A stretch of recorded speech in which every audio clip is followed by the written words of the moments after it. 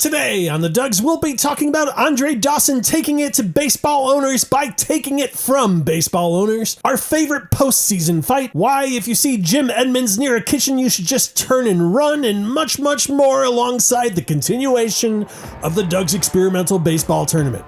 Yes, you should call your mom, but nobody said it can't wait another 15 to 20 minutes. The Dugs have uploaded a new video.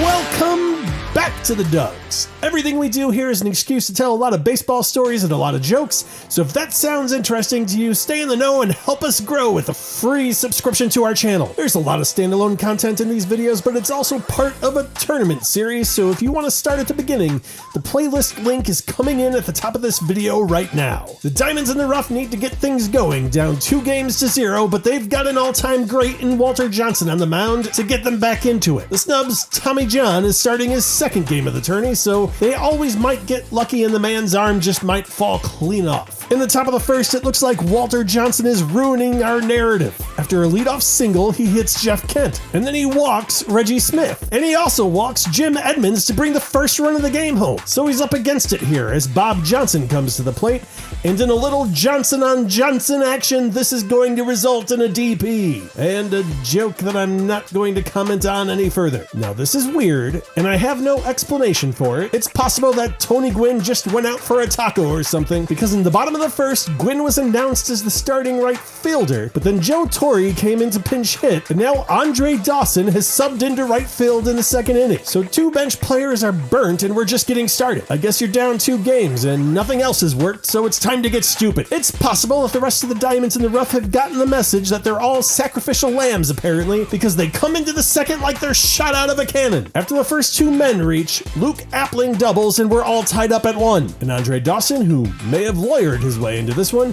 gives the Diamonds in the Rough the lead with the fielder's choice. And Johnson keeps giving us a tease. Just when we think we've seen him get it all contained, he starts flopping around again. Reggie Smith singles here to load up the bases with 1 out, but he gets Jim Edmonds to strike out, and Bob Johnson hits a soft line drive to end the chance in the third. Up and down we go on Johnson's crazy ride. After getting out of that jam in the third, here he is homering in the fourth. He did have 24 home runs in his career, so this isn't too much of a total shock. But that is a pleasant surprise to put the Diamonds up 3-1. The crazy Johnson ride continues. A walk to Jim Edmonds and Bob Johnson once again loads the bases up, but he gets Scott Rowland looking, and Bill Freehand grounds into a fielder's choice. I feel like he's just toying with our emotions at this point. But we can take a break from the Johnson show and cut to the bottom of the 6th. You'll recall that Andre Dawson came in when the Diamonds manager lost his mind and just started pulling levers. Well, if you pull enough levers, one of them might actually end up being the correct one, as Dawson goes yard here with a 2-run home run. He's got 3 of the 5 Diamond in the Rough's RBIs. It's not the first time he's gotten onto the field to make a large impact under unexpected circumstances. Taken aback by Carlos Correa's 13-year mega deal? Well, apparently, so was the team that signed him to it. Regardless, how do you feel about a player's signature on a contract where the dollar amount is blank? Well, the Cubs nearly still walked away from it. Dawson's free agency came at a time when the owners were more than happy to collude to not sign free agents so that they would be forced back to their original teams on team-friendly deals. So Cubs GM Dallas Green was caught with his pants down a bit when Andre and his agent showed up with essentially a reverse blank check. I don't know if it was just a case of a guy that knew he was doing something wrong, perpetually lying even when it's not necessary, but he started making excuses about wanting to give his young guys playing time. With business instincts like that, it's unfathomable that the team went over a century between championships. When that didn't work, he lowballed Dawson with a $500,000 offer, which was less than half of what he was making with the Expos. Dawson accepted it, and Green, while shocked, unwittingly stumbled into the player that would become the face of the franchise for the next 5 years and part of its legacy for all time. Part of the reason Dawson wanted to come to Chicago is because his knees were suffering on Montreal's artificial surface. Do you ever wonder what happens to those artificial trees that you recycle after Christmas? Well, back in the Expos day, they just laid him right there on the field, wires and all, and voila, you had artificial turf. He also wanted to come to the Cubs because of the team's legacy and fan base. So, given all those ingredients, he allowed himself to be shortchanged in order to bring owner collusion to the forefront, a battle that he most definitely helped win, as teams had to collectively pay players hurt by the collusion a total of $280 million.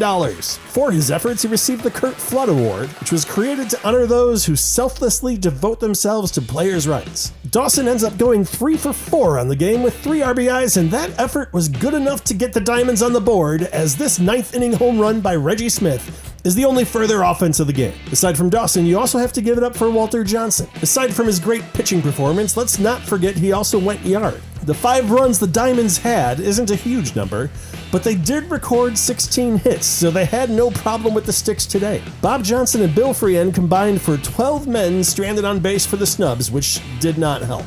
Let's see if the Snubs can get back on track, or if it'll be the Diamonds evening the series at 2 in Game 4. So let's see if the Diamonds in the rough can pull back even at 2. Doesn't take long to get some action. This is the first batter of the game, and Bill Dolan doubling, and following him it's Jeff Kent tripling to open the scoring. So it's early trouble for the Diamonds. But 2 outs later, Kent is still standing on third as Helton flies out, and Reggie Smith strikes out. So last chance with Jim Edmonds here, and he is down swinging as well. So a massive opportunity goes by the wayside, but the Snubs get an early 1-0 lead. And no, it's not the Doug Sports Network coverage of the Heimlich Maneuver Championships, but there's just as much choking. The Diamonds in the rough have an excellent opportunity to even things up here, as there are runners on second and third with 1 out. But Mike Trout, of all people, strikes out, and Harmon Killebrew follows him with a strikeout of his own. Did you like that? Do you want to see more?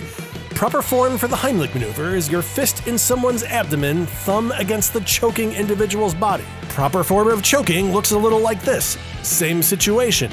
Diamonds have been on second and third with 1 out, but this is Robin Roberts striking out, and Tony Gwynn will end the inning with this flyout, so it's still 1-0. All of our sponsors for the Heimlich Championships are now putting in requests to move their money over to this program. You might want to pump the brakes on that nothing but jagged chunks cereal. The complexion of this game is about to get a facelift. This time the bases are loaded with no 1 out, but that pesky popcorn kernel has become dislodged and has been propelled well across the dining room and into Aunt Edna's soup. Herman Killebrew singles, scoring 1, and we are tied. Joe Mauer doubles, scoring 2. Luke Appling singles to score 1. Tony Gwynn doubles and 2 more score. It's now 6-1. And that ends David Cohn's day. After a fantastic group stage outing, he does less fantastic this time around. And so that puts the Diamonds at a healthy early advantage, but the Snubs answer. Entering the 6th, they've shrunk the lead to 3 as the score sits at 7-4. And they shrink it further.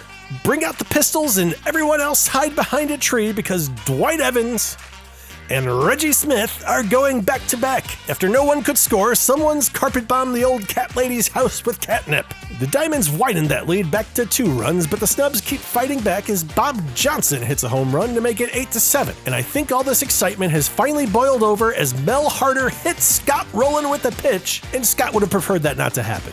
The bench is clear, and it is a fracas. This one has all the makings of a classic, rivaling the fisticuffs that resulted from the 2015 ALDS. Whether or not it should be, this series gave birth to 2 of my favorite iconic moments of the last 10 years. Tempers were already running high in Game 5, as fans had already showered the participants with beverages and cups, as they were angry with an earlier call in the game. It felt like that incident threw the rest of the game off, as the 7th inning kept rolling with the irregularities. 3 consecutive errors loaded the bases for the Blue Jays as their season hung by a thread, down 1 in this winner-go-home game. Texas got another opportunity as Ben Revere grounded into a fielder's choice as Texas was able to get the force out at the plate, but a potential double play was broken up when Dalton Pompey slid into the catcher. The rules at the time were not significantly different from the rules today, so they did a review of the play and ruled that no interference occurred. The next hitter was Josh Donaldson, and he blooped one into the outfield to score the tying run, although Texas got the second out when Odor tracked the ball down and got the force out at second. So game's tied, and Jose Bautista steps to the plate with 2 outs and runners at the corners, and that brings us to our first moment. I'm sure that Rangers fans disagree, but I don't think there's a more iconic bat flip than this, as Bautista hit one over the wall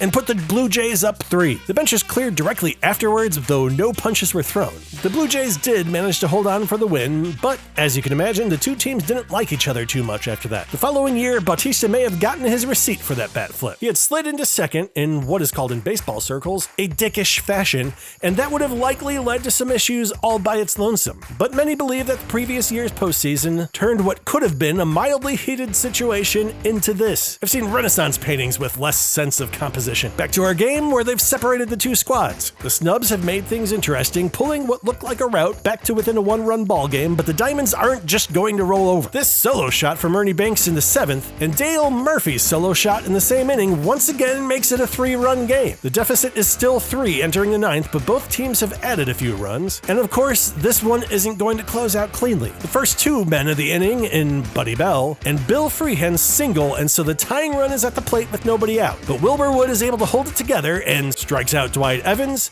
and Bill Dolan. But Jeff Kent singles to load the bases, and power threat Todd Helton comes to the plate, representing the go-ahead run. But he'll go ahead on home as he strikes out as well. And so in a slobber knocker, the Diamonds in the rough even the series up at 2. David Cone got blown up to the tune of 6 earned runs in 2 2/3, surrendering 9 hits. Each team hit 4 home runs, highlighted by Bob Johnson going yard twice for the Snubs. And despite scoring 11 runs in the game, no hitter on the Diamonds had over 2 RBIs, so it was a spread-out attack. Winner of Game 5 will have a couple shots to advance to the championship finals, so let's find out who that's going to be.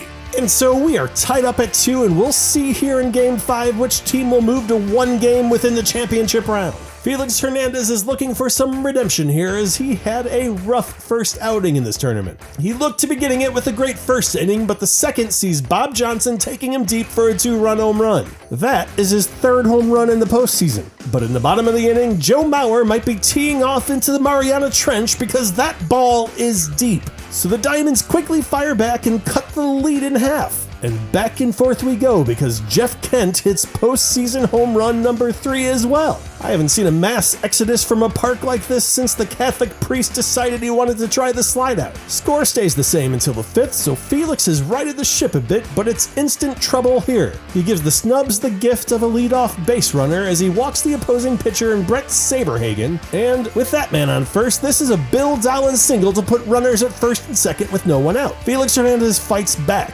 Jeff Kent, already with the homer under his belt, flies out to center, and the runners have to stay where they are. Todd Helton flies out to right, and so Felix might just get out of it. Reggie Smith walks to load the bases for Jim Edmonds. And like a cannibal throwing a dinner party, everybody is going to be coming to the plate. That is a grand slam. Speaking of food, thank goodness Jim Edmonds was good at baseball, because it sounds like he might be the worst restaurateur ever. The Jim Edmonds 15 Steakhouse lasted 6 years and featured medium steaks that, and I quote, came out extremely well done and tasted like something that was left in a crock pot somewhere for way too long, and was also described as the nastiest and dirtiest place in all of St. Louis. No worries though, Jimmy's a baller. He's Jimmy Baseball. Within a couple of months, he's rebranded as a new restaurant called The Precinct. That would be dead by 2015, but the decision to close it was partially due to how well their other location was doing, called Winfield's Gathering Place. Well, not sure what happened in between that little nugget and 2016, because that too would be dead